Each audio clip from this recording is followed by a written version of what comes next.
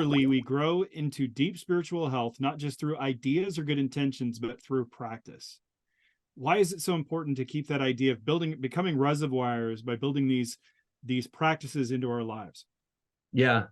Well, when one of the chapters I wrote on sort of how I imagine change, and it's not, you have a lot probably smarter people in this podcast that could verify this if it works or not, but there are three major movements of how I think we change, and practices are in there. They're particularly in the second movement. So the first movement is, I think we change when we look at our pain and we join some sort of a high commitment community and we decide to be vulnerable, right?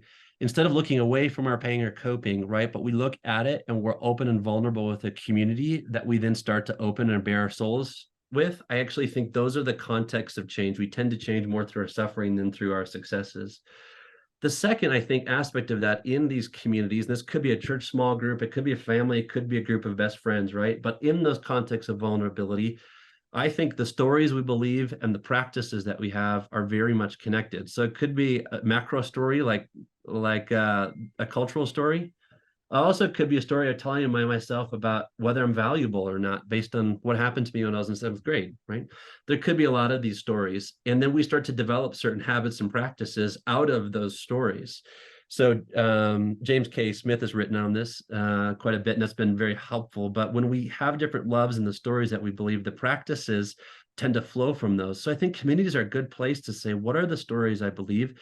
And then what are the practices I'm doing on a day-to-day basis? And on those practices, gosh, the classic spiritual disciplines, they're great. I mean, they're hard. Like who really, I don't know, maybe you have more people than I do in my context, but like who does the prayer of examine every night, right? I do sometimes. But to actually think, where was God present to me in this moment, or where did I feel him distance, and start to understand where he was with me in the moment of that day. It's those little practices that shape us over a lifetime, just like checking my iPhone 280 times a day, that too shapes me, right?